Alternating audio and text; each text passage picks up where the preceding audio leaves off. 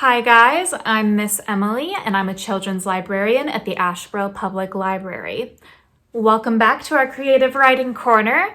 And today for our creative writing lesson, I wanted to talk to you about one of the most important aspects of any story. What is one thing that almost any story, if not every story, has? Characters. Even in stories that don't have people characters, we often see inanimate objects becoming the main characters that we're looking at. Not only that, characters are usually why we read a story. Sure, the plot can be interesting. Saving the world or making new friends or overcoming struggles are a great thing to read about. But if you're not liking the main character, it can be kind of hard to get through a book, because we want to be able to root for that character a lot of the times, or relate to that character, see ourselves in that character. You might still read the book, but it might be a little bit less fun or a little bit less enjoyable. So today I wanted to talk about creating characters for your story. Now, before we get started, as always, there is no right or wrong way to create a character. Sometimes authors will even purposely make characters unlikable. And a lot of times that keeps the audience really interested because we want to see if this character grows and changes and how they change and if we're still supporting them at the end. So there are a few things that I think it's important to consider when you're creating characters for your story. One thing to consider is archetypes. Archetypes are typical characters or situations that we may find throughout books. So just because we're seeing different plots and different characters with different personalities doesn't mean that they might not fall into some of these certain archetypes. Two archetypes that you might be really familiar with are the hero and the villain.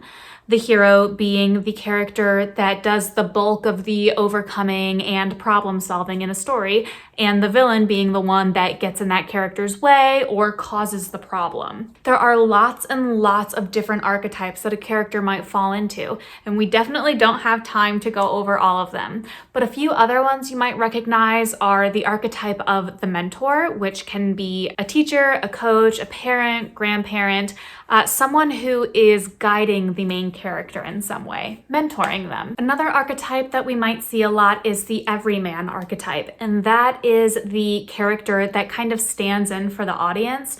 So maybe if we're thinking something like, hey, why doesn't a character do this? Hey, why doesn't a character try that? Why is the character even worrying about this? That character might put forth what we are thinking. So having an everyman character who maybe isn't the hero is great because it can kind of let you explain to your audience a little bit more how your character is thinking and why your character is making certain choices. The next thing we want to consider when we're creating and maintaining our characters throughout our story is the continuity of a character. What that means is we want to be continuous with the information we're giving. We don't want to say one thing at the beginning of the story and then in the middle of the story, all of a sudden it's changed without any explanation. For example, if you have a character that says they were born in North Carolina in chapter 1, and then all of a sudden in chapter 4 they're saying they were born in North Dakota, that's a continuity error.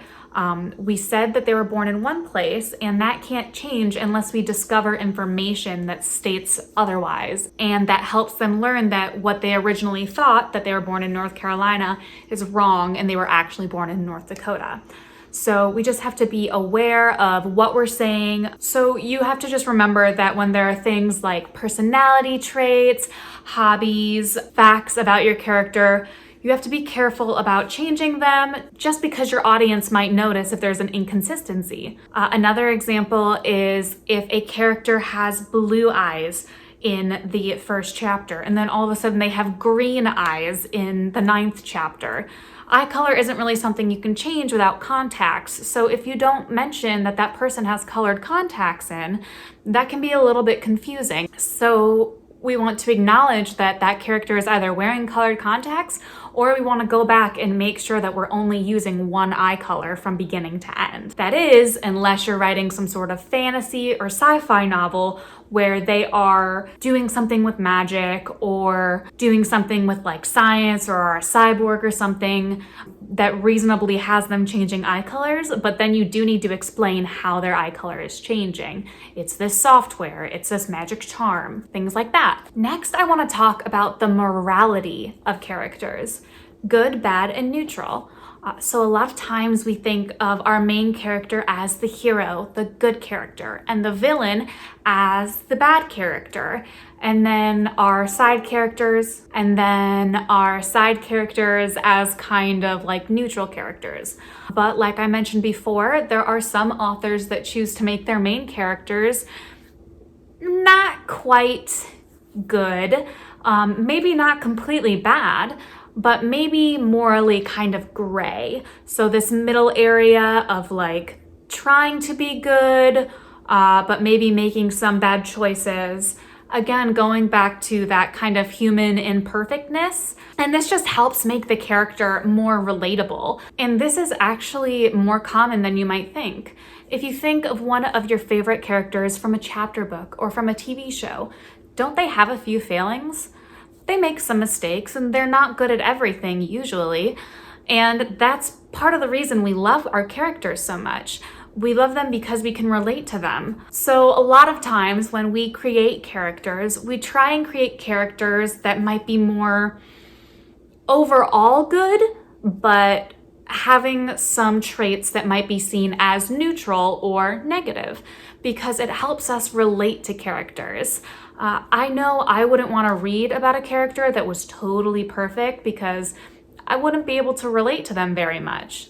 And at the same time, I wouldn't want to write about a character that was totally perfect personally, because I think it would be really hard to show growth of that character. If that character is already good at everything and has the answer to everything, well then there's not a lot for me to write. They've probably overcome the problem in 2 seconds. That's a very, very short story. And again, it makes it kind of difficult to show that character's growth because there's not much that character can grow and change on. They're already really, really good. So personally, I prefer to write less perfect characters, still usually pretty morally good, but with a few failings that make them relatable. And I think that's a pretty common way that people write characters.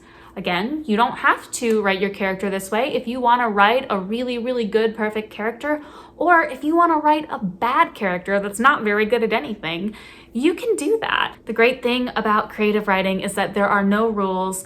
There might be some guidelines or some tips and tricks, and that's what we're going over right now, but there is no set rule. It's creative writing because you get to be creative and you get to do what you like. So just because I say that I prefer writing someone who has a good chunk of flaws, doesn't mean that you have to follow that. That's just my preference. I know I say it in every video, but I want to be clear, it's creative writing, it's up to you. Lastly, I want to talk to you about keeping track of your characters. I know I have a lot of trouble doing this when I write, but I've actually started doing a few things that make it a little easier for me to keep my characters consistent. Like we were talking about before, continuity is really important. And one thing that I have found that is really helpful is creating character sheets. You can do this in a Word document, in a spreadsheet, or what I like to do, which is really fun, is you can draw up your own character sheet or print one of the many examples online out, and you can 3-hole punch them and put them in a binder. Now, what these character sheets are sheets where you will write out all of the traits and facts and information about the character you created. That way, whenever you're trying to remember, what color was Jenny's eyes? You can go ahead and look at the character sheet for Jenny and it'll say, hey, Jenny's eyes are green and her hair is brown and her favorite color is pink. And you can do this for all of the characters that you have in your story. A lot of times when you're writing stories, the characters can kind of get out of hand. You never really realize how many characters you have that are important to your story until you started writing them all. And then you're like, whoa, I don't remember what this person does, what this person does, who this person's mom is, what this person's hobby is. So having all of these character sheets maybe hole punched and put in a binder is a great way for you to be able to kind of flip through and figure out who exactly you are looking for. There are lots of examples or templates of different character sheets you can find online. Some of them were created for different games like Dungeons and Dragons. Some of them were created just to kind of help you build a story's character. Some of them might have been created for different games like Dungeons and Dragons, and others might have been specifically created to help you kind of track the information about your character. You can also create your own character sheet in a template that you think covers all of your bases.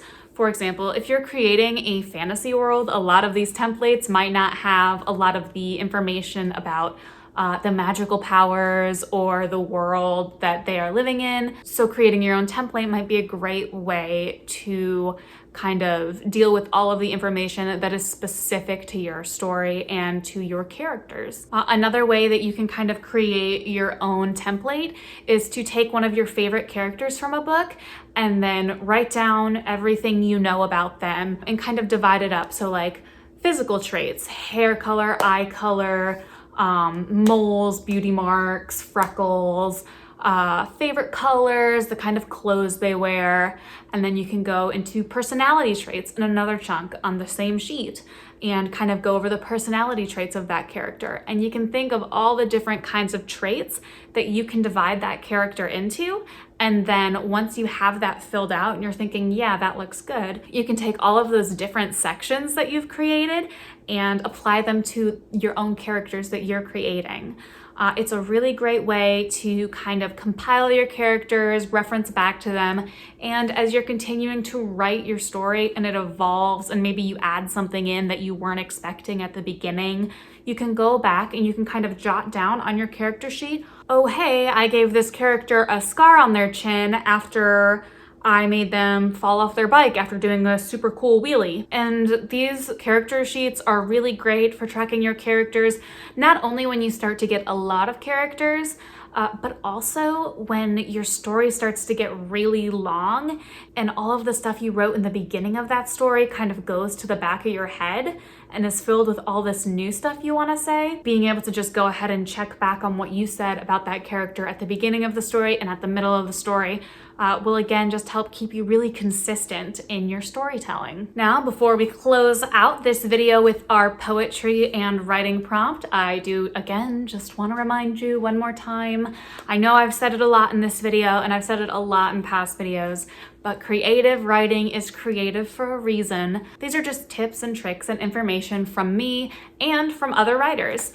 So take it with a grain of salt. If you want to implement some of these tips and tricks, that's awesome. If you want to share some of the characters you come up with or some of the stories you come up with, I would love to see it. You can go ahead and email them to me at asheborochildrensroom@gmail.com. And if you decide to do that, you can go ahead and let me know if you're just sharing that with me or if you want to share that with all of our friends on our Randolph County Library website. Now, before we say goodbye, as always, we have to do our writing prompt. These prompts are not homework. You don't have to do them if you don't want to. I just like to give these writing prompts because sometimes it can be a little bit hard to kind of come up with an idea that you want to work on. And so if these writing prompts sound interesting to you, go ahead and try and write a poem or a story that kind of relates to that writing prompt. And you can always write those stories in your nifty little creative writing journal. It's this nice brown journal. It's great for doodling on. You can draw the cover however you like. Maybe if you want to write a kind of longer story, you could draw the cover to your story, just like the cover of a book. You also get this neat little sticker so you can show that you love creative writing. You have creative writing pride. If you want to pick up one of these journals, you can go ahead and call 336-318-6804, which is the children's room at the Asheboro Public Library. We'll go ahead and set one of these up for curbside pickup for you. Now let's go ahead and pull our writing prompt. As always, no peeking.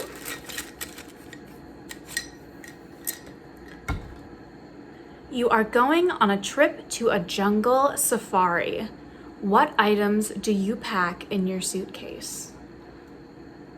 That's a pretty good one, you guys. You know, people always ask, what would you bring if you were trapped on a deserted island? But this prompt is kind of different. It's what would you bring if you we're on a jungle safari. The environments are totally different, so what might help you on a deserted island might not be helpful at all in a jungle. I'd love to hear what you guys come up with. So if you decide to do this prompt and you feel comfortable sharing, go ahead and send it to ashboroughchildrensroom@gmail.com. Now that we've done our writing prompt, there's only one thing left to do, and that is to bring out our poetry. And for our poetry ornament this month, I went ahead and decided to do an anonymous figure. So this ornament represents the characters that you can create, that you have created, and that you will create. I know you guys are going to create super awesome characters, and I can't wait to read them if you feel like sharing. So let's go ahead and pop this ornament onto the tree. How about right?